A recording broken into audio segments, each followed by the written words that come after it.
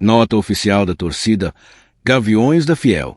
Durante entrevista ao Charla Podcast, o ex-jogador e hoje empresário Ronaldo Nazário declarou que seria um potencial comprador do Corinthians. Segundo o Fenômeno, campeão da Copa do Brasil e do Paulistão de 2009 com a camisa do Timão, ele faria questão de ir ao mercado buscar parceiros quando o clube decidir ser SAF. Cara, o dia que o Corinthians decidir fazer a SAF, eu sou comprador. Eu arrumo dinheiro no mercado. Porra, e vou adorar fazer. Vou adorar envolver o torcedor. Resolve a dívida do estádio. E aí é só olhar pra frente, cara, com um orçamento grande. Porque o Corinthians fatura dinheiro. Sim. Fatura bem. E organizado vai faturar mais ainda, né? Lamentamos que, mais uma vez, em uma reta final de campeonato, surjam notícias que tentam tumultuar o ambiente, colocando corintiano contra corintiano quando se trata de assunto SAF. Temos ciência de que o clube precisa de profissionalização para superar sua atual situação econômica, mas ter um dono não ajudaria em nada. O Corinthians não precisa ser vendido para ser bem administrado. A possibilidade de transformar o clube em uma SAF, Sociedade Anônima do Futebol, vai contra sua essência popular. O Corinthians nasceu do povo e deve permanecer sob o controle de sua torcida, sem virar mercadoria nas mãos de investidores. O Gaviões, a fiel torcida, são radicalmente contrários a qualquer tentativa de venda do Corinthians, se jamais irão permitir tal feito. O clube não pertence a empresários ou gestores momentâneos, mas sim à sua imensa nação de torcedores, que carregam o time no peito e na arquibancada há mais de um século. A luta para manter o Corinthians como um clube associativo é inegociável. A história já mostrou que clubes que adotaram a SAF perderam autonomia, identidade, em muitos casos, viraram apenas negócios sem compromisso com suas raízes, como aquele já feito e desfeito pelo ex-jogador recentemente. O futebol não pode ser tratado apenas como um ativo financeiro, onde a paixão e a tradição são colocadas em segundo plano, diante de interesses comerciais. O Corinthians não seguirá esse caminho. Aqui, quem manda é a fiel torcida. O Corinthians vai ser o time do povo e o povo é quem vai fazer o time. Miguel Bataglia, primeiro presidente do Esporte Clube Corinthians Paulista. Já imaginou Andrei Santos, Marlon Gomes, Egnaldo, Figueiredo valendo juntos mais de 150 milhões de euros?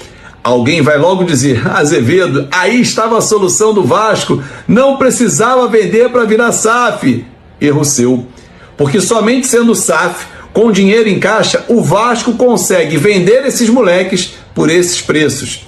Se não fosse, qualquer R$2 levava esses ativos do Vasco, como tem sido nos últimos anos. R$2 não, ok, mas 10 milhões de dólares, de euros, propostas bem pequenas.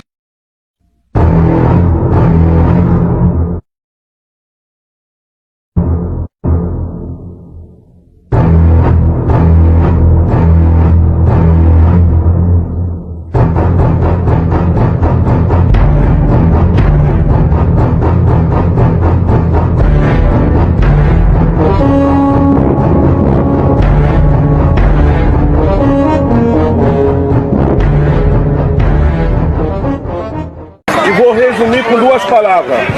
Parabéns! 77 Partners, que vai pagar 1 bilhão e 400 milhões de reais. Atenção, torcedor. Esse é o valor para você não se deixar enganar. 1 bilhão e 400 milhões de reais por 70%. Exatamente.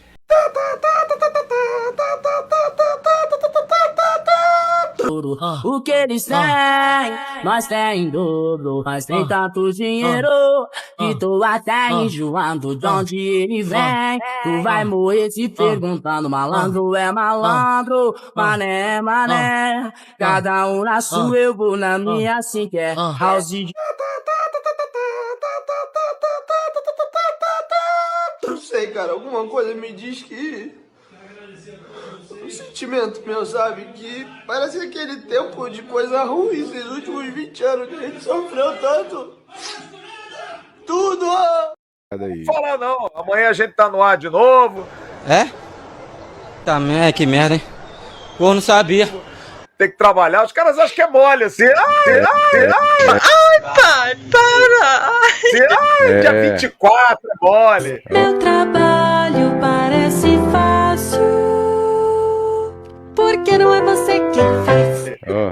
escrevendo aqui no meu caderninho, ó. Caderninho da raça tá aqui, ó. Todo ele anotadinho. O quê? Caderninho da raça tá aqui, ó. Todo ele anotadinho. O quê? Caderninho da raça tá aqui, ó. Todo ele anotadinho. Vou mostrar meu caderninho do Vascão aqui, ó. Vou mostrar meu caderninho do Vascão. Os caras nos estádios ficam putos comigo quando eu chego com esse caderno aqui, ó. Eu boto o caderninho, os caras, o cara é Vasco. Sou mesmo, porra. Qual é o problema? É mentira!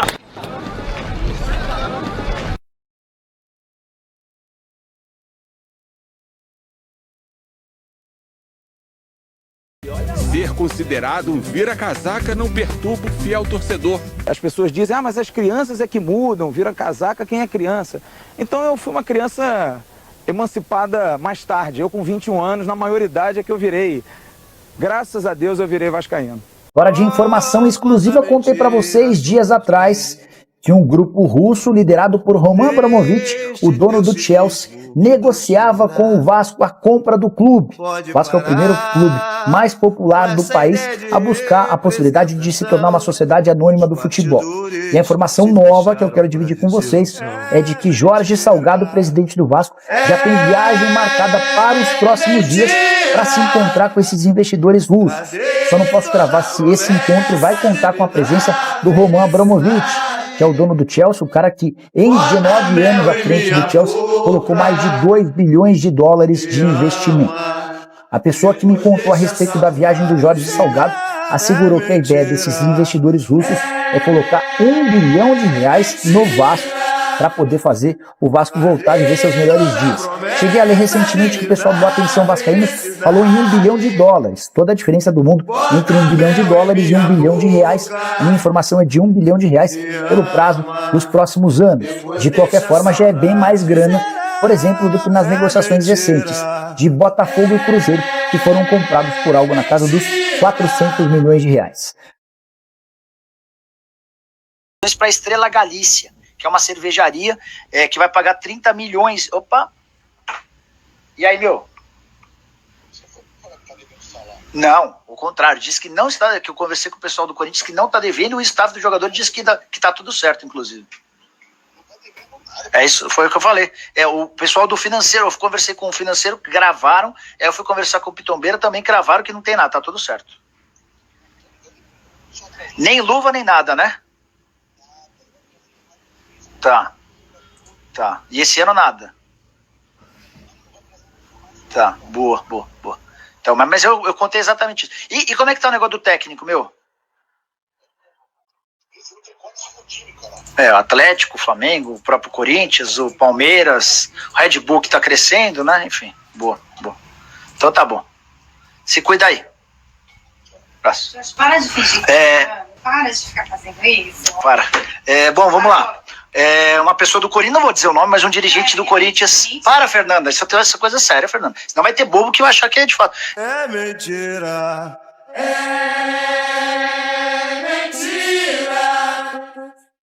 Eu prometi para vocês que viriam as contratações. Quem está falando aqui sou eu.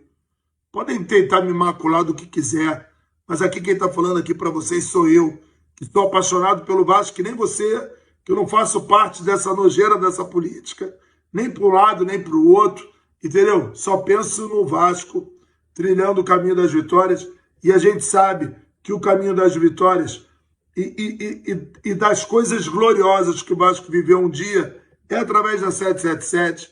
Nós vamos ter as contratações, podem me cobrar, já falei, estou aqui passando para retificar, e não deixem entranharem na cabeça de vocês. Faça desse momento, entendeu? Um momento de... Faça desse momento, entendeu? Um momento de esperança dentro do Vasco e tenha certeza que nós vamos sair dessa situação e vamos ter um fim de ano tranquilo e ano que vem, com um super aporte que vai entrar também, nós vamos botar um time para botar para fuder. Presta atenção!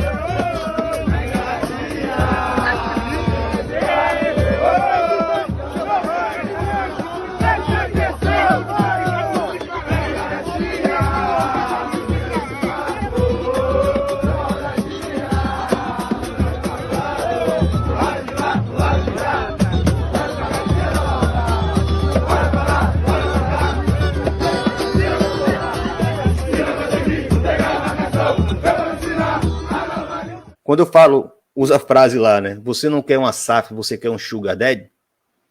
Até o meu camarada Luiz Moncal, do Ocupa Palestra, já participou aqui. O Ocupa Palestra já participou na bancada 3 vezes. Ele veio participou lá de um Pó de Porco, né? Acho que é um podcast famoso entre os palmeirenses.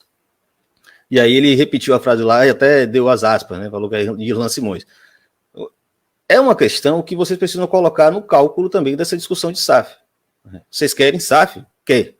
Mas entendam que existem muitos riscos e aí entra a parte mais importante. Esse tipo de investidor que estão chegando no futebol brasileiro, primeiro, não tem larga experiência com futebol. Segundo, são de um tipo de investidor que ainda tem uma crença de que eles vão revolucionar o futebol, e o futebol, principalmente europeu, nem é sul-americano, ele é subvalorizado e que precisa do know-how dele, da experiência dele, da capacidade gerencial deles para ganhar mais dinheiro. Porque se a maioria dos clubes europeus é deficitário, eles falam isso também, não é na bancada que falei isso, são eles, muito em virtude, né, da concepção gerencial desses empresários, desses donos de clubes europeus. Bom, na Itália os clubes são empresas desde os anos 70. Na França, eles são empresas desde os anos 80 e na Espanha desde os anos 90. Estão falando dos grandes. Na Inglaterra, eles são empresas desde o início do século XX.